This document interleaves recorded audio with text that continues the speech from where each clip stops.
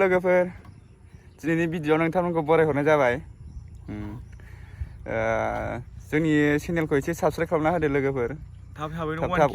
थांहोथारदो like comment शेयारबो खालामजोब माथो सापर्टखौनो खालामथारा माथो कमेन्टबो हरा माबो हरा नोंसोरलाय ओमफ्राय जों दिनै मोनसे जायगायाव थांनो नागिरदों जायगाखौ खिथाथ'ला नामा दा खिथासै दा खोन्थासै दा नुलांगोन गाइसमोन नायलाबा नुलांखागोन जों बबे जायगायाव थांगोन मोनसे डेन्जार इम्परटेन्ट जायगा बे जों मोनसे फिसा खामानि थाखाय थांनो नागिरदों आरो लोगोफोर दे थांबा थासै जों लोगोफोर नायलांदो जों दा बहाय थाङो नोंसोर नुखासिगोन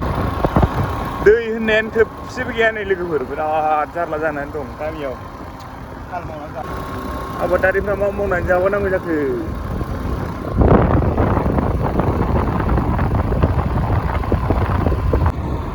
चन्द्रपारा मोनबाय लोगोफोर बेयाव देवल जायो लोगोफोर देवलखौथ' मिथिखाया होमबा देवल फुजा चन्द्रपारा बाजार थाव सोलांसिगोन बाव गारिया थाव गैयाना थाव गैया बयबो सालायनाय ना जों थाव सोलांबाय जोङो बाइक सालायनो बानानै दिनै स्कुटिखौसो लाबोदों दिफुआवसोआ जोंना बेयावसो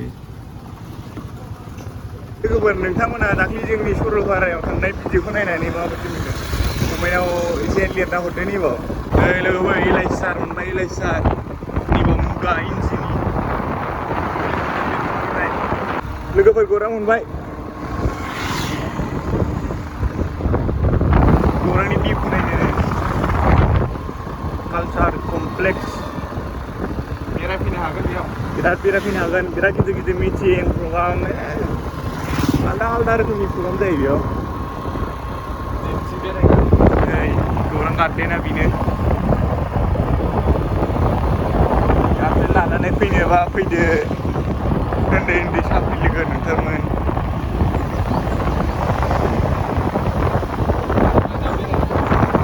नै गौरां गार्डेना गेट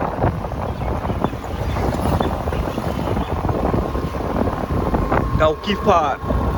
नैबेथिं पिकनिक स्पट जालाय लोंलाय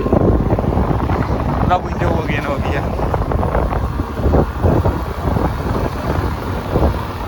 गौरां दालां बोरायथारबायनो लोगोफोर बे गौरां दालाङा बायसेनो औ गोदो जोंनि बिमा बिफाया गंगाहलाव सिनेमा नायोबा नावजोंसो बारलायलायनानै नायोमोन गौरां दैखौ बारनानै सिनेमा नायोमोन नावजों दा जोंनि दिनावसो मोजां जाबाय जोंनि दिनाव गोसोबायदि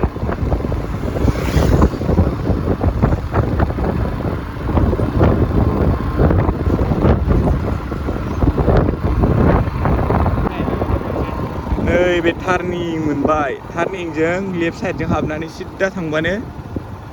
जिमलगाव police camp police reserve camp reserve बे थांबानो मोनबाय ओरै सिदानो जों दा जिमलगाव मोनबाय फाग्ला बाबा मन्दिर मोनसे हाबा जाग्रा फाग्ला बाबा मन्दिर मोनसेलाय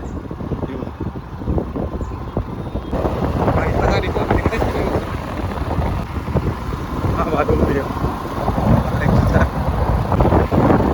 नै लोगोफोर फाग्ला बाबा मन्दिरखौ बै नुहराखै नोंसोर बेनो फाग्ला बाबा मन्दिरा बेयावनो हाबा जायो मानसिफोरा ओमफ्राय नैबे टाइकान्ड' कुम्फु बायदिसिना बेयाव लाफैनो हागोन एडमिसन लानो हायो गोसोबा फाग्ला बाबा मन्दिर डिसिसि सेक्रेटारि अफिसाबो जों थाबाय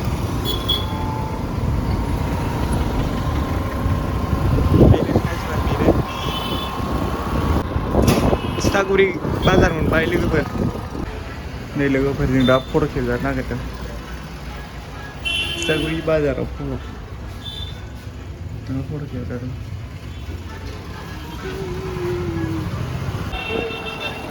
नै जों दा तितागुरिनिफ्राय ओंखारफिनबाय तितागुरिनिफ्राय ओंखारनानै बिदिनो DTO क'क्राझार फ्लाइअभार साइ थांग्रा लामा बेयो बिदिबो थांजायो गाइसमोन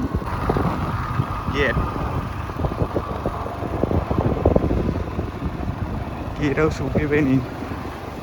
हाबनांसिगौल' जों मासेबां समायना जायगा फिला नै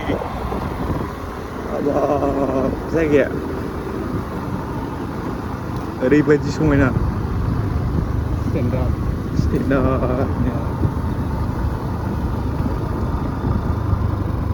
उनाव देखायजोबगोन लोगोफोर दिनै देखायजोबनो हानाय नङा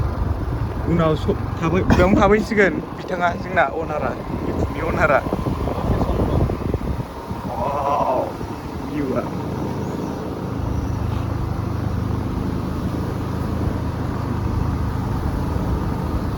ग्राउन्डआ फैयो क्या व्यू आयो व्यू देंगा ग्राउन्डआनो ग्राउन्डआ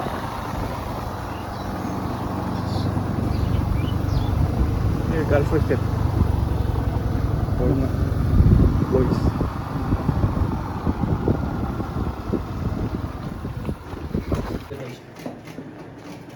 आंनि ब्लगाव नुसिगोन दा फैया माया नोङो गाबोन फैगोन आंनि ब्लगाव नुसिगोन खिन्थु नोंखौ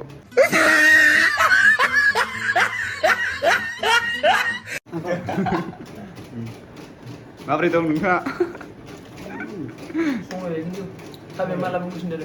दानसै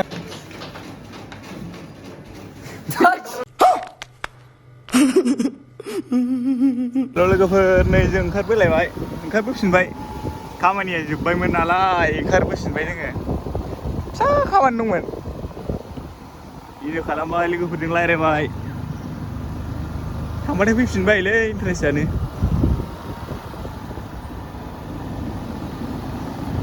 जायगाखौ मोजां नुदोंबा कमेन्ट खालाम फैनो मोनगोन जोंजों कन्टेक्ट लाबानो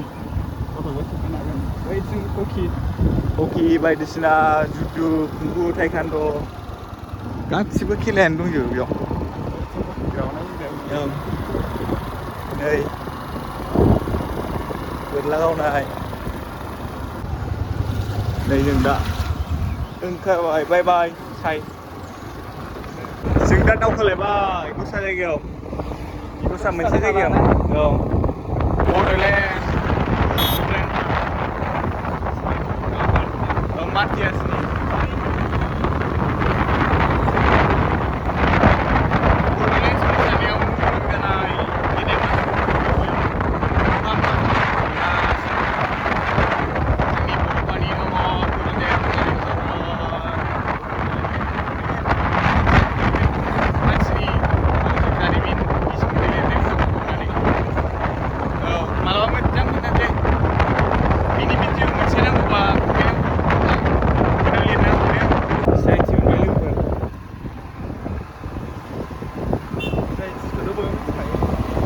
सिआइटिखौ बयबो मिथिखायो सिआइटि सेन्ट्रेल इन्स्टिटिउट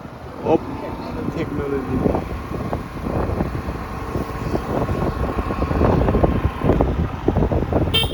नोंथांमोनहा मेट्रिक पास जानानै बेयाव इन्जिनियार फरायनो गोसो दंबा फार्स्ट इयारनिफ्राय एडमिसन लानो हागोन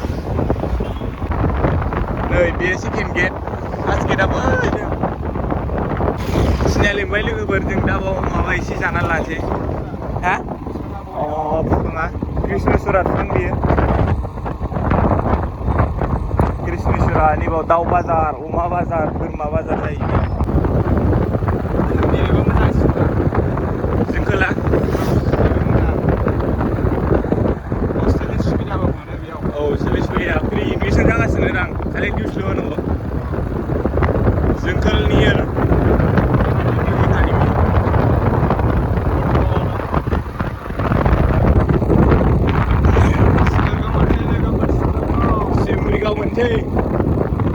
गासिमोन जों दा मेथाइ लाबाय